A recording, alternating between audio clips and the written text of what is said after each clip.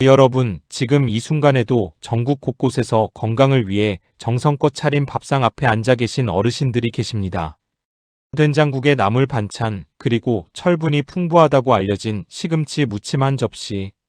그런데 오늘 이 영상을 보신 후에는 그 시금치 접시를 보는 눈이 완전히 달라지실 겁니다. 특히 신장이 좋지 않으신 분들, 고혈압이나 당뇨로 약을 드시고 계신 분들 또는 나이가 들면서 신장 기능이 자연스럽게 떨어진 어르신들이라면 지금부터 드릴 이야기가 글자 그대로 생사를 가를 수 있는 정보입니다. 절대 과장이 아닙니다. 건강 채소의 대명사 시금치. 철분과 엽산이 풍부하고 눈 건강에 좋고 뼈를 튼튼하게 만들어준다고 알려진 이 채소가 신장 기능이 약해진 분들에게는 심장을 멈추게 할 수 있는 칼륨 폭탄이 될 수 있다는 충격적인 사실, 과연 얼마나 알고 계셨나요? 오늘 이 영상에서는 그 과학적 이유를 처음부터 끝까지 낱낱이 파헤칩니다. 그리고 시금치를 어떻게 손질하면 이 위험을 무려 60% 가까이 줄일 수 있는지, 신장이 안 좋은 분들이 오늘부터 당장 실천할 수 있는 채소 조리법까지 모두 알려드리겠습니다. 먼저 숫자 하나를 보시겠습니다. 생시금치 100g 안에는 칼륨이 약 558mg에서 691mg까지 들어있습니다. 국가표준 식품성분표 기준으로 100g당 691mg입니다. 이게 얼마나 많은 양인지 감이 오시나요? 흔히 칼륨이 많다고 알려진 바나나 한 개에는 약 370mg의 칼륨이 들어있습니다. 그런데 시금치는 같은 무게로 비교하면 바나나의 거의 2배에 가까운 칼륨을 담고 있습니다. 채소 중에서도 단연 압도적으로 높은 수치입니다. 그런데 왜 칼륨이 문제가 될까요? 건강한 사람에게는 칼륨이 오히려 훌륭한 영양소입니다. 혈압을 낮추고 나트륨을 몸 밖으로 내보내고 심장 박동을 규칙적으로 유지하는 데 도움을 주죠. 바로 이 때문에 일반인들에게는 칼륨이 풍부한 시금치를 적극 권장합니다. 그런데 핵심 전제가 있습니다. 바로 신장이 제대로 일하고 있어야 한다는 겁니다. 우리가 먹는 칼륨의 약 90%는 신장을 통해 소변으로 배출됩니다. 건강한 신장을 가진 사람은 혈중 칼륨 농도가 올라가면 즉시 감지하고 소변으로 내보냅니다. 혈중 칼륨 농도를 정상 범위인 3.5에서 5.0mql 사이로 철저하게 유지하는 거죠. 그런데 신장 기능이 떨어지면 이 정교한 조절 능력이 무너집니다. 칼륨이 들어오는 만큼 나가지 못하고 혈액 속에 조금씩 쌓이기 시작합니다. 이 상태가 바로 의학적으로 고칼륨혈증이라고 부르는 상태입니다. 그렇다면 고칼륨혈증이 얼마나 위험할까요? 이 부분에서 많은 분들이 충격을 받으십니다. 혈중 칼륨 수치가 5.5mql 이상으로 올라가면 고칼륨혈증으로 진단됩니다. 이 수치가 6.0mql 이하일 때는 증상이 거의 없어서 본인도 모르는 경우가 많습니다. 진짜 문제는 그 다음입니다. 혈중 칼륨 농도가 7.0mql 이상으로 치솟으면 근육마비, 호흡곤란, 손발 저림이 시작됩니다. 그리고 그 이상으로 올라가면 심장 근육이 제대로 작동하지 못하게 됩니다. 심전도의 이상 파형이 나타나고 결국 치명적인 심장 부정맥 또는 심정지까지 이어질 수 있습니다. 실제 연구 데이터를 보면 고칼륨혈증이 있는 환자는 그렇지 않은 환자에 비해 급성 신손상 발병 위험이 3.6배, 부정맥 발병 위험이 무려 4.8배 증가하며 입원 30일 내 사망률도 유의미하게 높았습니다. 증상이 없다가 갑자기 심장이 멈추는 이유가 바로 이 때문입니다. 더 무서운 사실이 있습니다. 고칼륨혈증은 일반인에서는 발생률이 2에서 3% 수준이지만 만성 콩팥병 환자에서는 40에서 50%까지 치솟는다는 것이 여러 연구에서 확인되었습니다. 그리고 우리나라 70세 이상 어르신 중 무려 21.6%, 즉 5명 중 1명이 만성 콩팥병을 앓고 있다는 것이 질병관리청 공식 통계에서 나온 수치입니다. 이게 얼마나 많은 분들에게 해당하는 이야기인지 이제 감이 오시죠? 주변을 한번 둘러보세요. 60대, 70대 이상의 어르신들, 특히 당뇨나 고혈압을 오래 앓으신 분들, 신장 기능 수치가 낮다는 이야기를 들어본 분들, 이분들은 지금 이 순간에도 건강에 좋다고 생각하며 시금치를 드시고 있을 수 있습니다. 그렇다면 신장이 안 좋은 분들은 시금치를 아예 먹으면 안 될까요? 꼭 그렇지는 않습니다. 이 영상에서 가장 중요한 부분이 바로 지금부터입니다. 조리 방법을 바꾸면 시금치 안에 있는 칼륨을 대폭 줄일 수 있습니다. 그 열쇠는 바로 삶기, 즉 데치기에 있습니다. 칼륨은 물에 잘 녹는 수용성 미네랄입니다. 시금치를 끓는 물에 넣으면 세포 안에 있던 칼륨이 물로 빠져나옵니다. 국제학술지에 게재된 실험 연구 결과를 보면 시금치를 끓는 물에 5분 데쳤을 때 칼륨이 약 34% 감소했고 10분 데쳤을 때는 약 50%까지 감소했으며 15분에서 20분 이상 충분히 데치면 칼륨 잔류량이 원래의 40% 수준까지 떨어진다는 것이 확인되었습니다. 즉 제대로 데치면 칼륨을 절반에서 60%까지 줄일 수 있다는 뜻입니다. 여기서 절대 잊으시면 안 되는 핵심 원칙이 있습니다. 데친 물은 반드시 버려야 합니다. 데친 물에는 시금치에서 빠져나온 칼륨이 가득 녹아 있습니다. 이 물을 국 끓이는 데 사용하거나 마시면 줄이려 했던 칼륨을 고스란히 다시 섭취하는 것과 마찬가지입니다. 데친 후에는 찬물에 한 번 더 헹궈서 칼륨 제거 효과를 높이는 것이 좋습니다. 그리고 시금치를 미리 잘게 썰어서 데치면 물과 닿는 표면적이 넓어져서 같은 시간을 데쳐도 칼륨이 더 많이 빠져나옵니다. 이 세 가지 충분히 데치기, 데친 물, 버리기, 잘게 썰어서 데치기가 신장이 안 좋은 분들의 시금치 조리 황금 원칙입니다. 잠깐 여기서 중요한 팁 하나를 더 드리겠습니다. 데치기 전에 물에 미리 담가두는 방법도 칼륨 제거에 효과적입니다.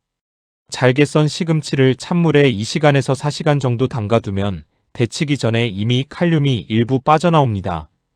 그 후에 다시 끓는 물에 데치면 칼륨 제거 효과가 더욱 높아집니다. 신장 기능이 특히 많이 저하된 분들이라면 이 이중 제거 방법을 활용하시는 것을 적극 권장합니다. 그러나 중요한 것이 있습니다. 데치기는 칼륨을 줄이는 데 효과적이지만 동시에 다른 수용성 영양소들도 함께 줄어든다는 점입니다. 비타민C는 열에 가장 민감해서 데치는 과정에서 크게 손실됩니다. 비타민 B군도 일부 빠져나옵니다. 이 때문에 신장 환자분들은 시금치를 많이 드시는 것보다는 소량만 드시되 제대로 손질해서 드시는 방향이 더 바람직합니다. 그리고 칼륨이 낮은 다른 채소들을 적극 활용해서 영양 균형을 맞추는 것이 중요합니다. 그렇다면 신장이 좋지 않은 분들이 시금치 대신 안심하고 드실 수 있는 채소는 무엇일까요? 국가표준식품 성분표를 기준으로 칼륨 함량을 비교해보면 답이 명확합니다. 양배추는 100g당 칼륨이 약 241mg으로 시금치의 3분의 1 수준입니다. 오이는 약 200mg, 콩나물은 약 160mg으로 훨씬 안전합니다. 이 채소들은 신장이 안 좋은 분들도 비교적 안심하고 드실 수 있습니다. 당근은 약 299mg, 브로콜리는 약 365mg으로 중간 수준이지만 데쳐서 드시면 칼륨을 줄일 수 있어 적당량은 가능합니다. 이제 신장 환자분들이 오늘부터 바로 실천할 수 있는 안전한 채소 요리 레시피 3가지를 알려드리겠습니다. 첫 번째는 칼륨 걱정 없는 양배추 된장국입니다. 양배추를 먹기 좋은 크기로 썰어 끓는 물에 5분 정도 먼저 데쳐줍니다. 데친 물은 버리고 새 물에 멸치 육수를 내어 된장을 풀고 데친 양배추를 넣어 끓입니다. 여기에 두부를 함께 넣으면 단백질 보충도 되고 맛도 훨씬 풍성해집니다. 된장은 나트륨이 높으니 아주 소량만 사용하고 간은 최소화하는 것이 중요합니다. 이 국 하나로 따뜻하고 속 편한 한 끼가 됩니다. 두 번째는 시금치 제대로 삶아서 무침입니다. 신장이 안 좋은 분들도 시금치를 완전히 포기하실 필요는 없습니다. 다만 제대로 손질해야 합니다. 시금치를 잘게 썰어 찬물에 2시간 담가둔 뒤 끓는 물 넉넉히 붓고 10분에서 15분 충분히 데쳐주세요. 데친 물은 반드시 버리고 찬물에 2번 헹구어 물기를 꽉 짜냅니다. 이렇게 손질된 시금치에 참기름 아주 조금, 깨소금 약간만 넣어 묻혀줍니다. 양념은 나트륨과 칼륨이 모두 낮은 재료로만 최소화하는 것이 핵심입니다. 이 방법으로 손질한 시금치는 원래보다 칼륨이 절반 이상 줄어든 상태입니다. 세 번째는 오이 콩나물 무침입니다. 콩나물을 끓는 물에 5분 삶아 찬물에 헹군 뒤 오이는 얇게 썰어 소금으로 절였다가 물기를 꼭 짭니다. 두 가지를 함께 담아 참기름, 들깨가루, 소량의 식초로 가볍게 무칩니다. 칼륨이 낮은 두 채소를 조합하여 맛도 영양도 챙기는 안전한 반찬이 완성됩니다. 이 시점에서 반드시 말씀드려야 할 것이 있습니다. 신장 기능은 사람마다 그 상태가 매우 다릅니다. 만성 콩팥병 1단계에서 5단계까지 또 투석을 받고 계신 분과 그렇지 않으신 분의 칼륨 허용 기준이 완전히 다릅니다. 일반적으로 칼륨 제한이 필요한 수준의 신장 기능 저하가 있는 분들에게는 하루 칼륨 섭취를 2000mg 이하로 관리할 것을 권장하지만 이 수치도 본인의 혈액 검사 결과와 담당 의사의 지시에 따라 달라질 수 있습니다. 투석을 받고 계신 분들은 특히 더 철저한 관리가 필요합니다. 혈액 투석을 받는 경우 투석과 투석 사이의 기간 동안 칼륨이 빠르게 축적될 수 있기 때문에 개인별 맞춤 식단 관리가 절대적으로 중요합니다. 또한 고혈압, 당뇨, 신부전으로 약을 드시는 분들도 각별한 주의가 필요합니다. 이 질환들에 사용되는 일부 약물, 특히 안지오텐신 전환 효소 억제제나 칼륨 보존성, 이뇨제 계열 약물들은 혈중 칼륨 수치를 올리는 부작용이 있습니다. 이런 약을 드시는 분들이 칼륨이 높은 음식까지 많이 드시면 고칼륨혈증의 위험이 배가 됩니다. 현재 복용 중인 약 목록을 담당 의사나 약사에게 보여드리고 칼륨 섭취 관련 시기 지도를 받으시기를 강력히 권장합니다. 이제 7일 실행 계획으로 넘어가겠습니다. 신장이 걱정되시는 분들이 오늘부터 일주일만 이 방법대로 해보세요. 1일차에는 가장 먼저 냉장고를 열어보십시오.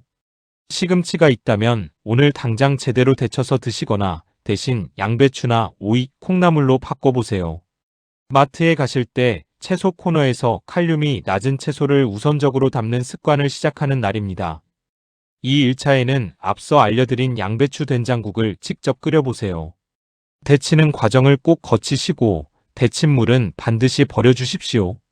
단 이것만 지켜도 칼륨 섭취가 눈에 띄게 줄어듭니다. 3일차에는 시금치 무침을 도전해보세요.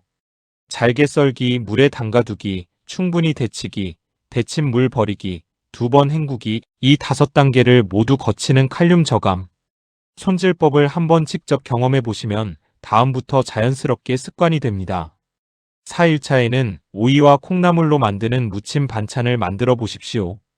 이 두 채소는 칼륨이 낮아 부담이 적으면서도 아삭하고 맛있는 반찬이 됩니다. 5일차에는 신장 건강을 전반적으로 점검해 보세요. 마지막 신장 기능 혈액 검사가 언제였는지, 혈중 크레아티닌 수치와 사구체여과율이 어떻게 나왔는지 기억해 보십시오. 1년 이상 된 수치라면 병원을 방문해 최신 신장 기능 수치를 확인해 보시는 것이 좋습니다. 6일차에는 복용 중인 약물 목록을 정리하여 담당 의사 또는 약사에게 칼륨 수치에 영향을 주는 약이 있는지 확인을 받으세요. 본인이 복용하는 약이 고칼륨혈증 위험을 높이는 약물인지 아닌지를 아는 것이 매우 중요합니다. 7일차에는 일주일의 식단을 돌아보고 가장 자주 드신 채소가 무엇인지 그리고 그 채소의 칼륨 함량이 얼마인지 확인해 보세요. 이 정보를 바탕으로 앞으로의 나만의 저칼륨 채소 식단을 설계해 나가세요. 오늘 이 영상에서 전달드린 이야기를 한마디로 정리하면 이렇습니다. 시금치는 건강에 좋은 채소가 맞습니다.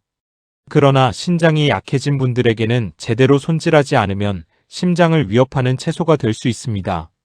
알고 먹으면 약, 모르고 먹으면 독이 되는 겁니다.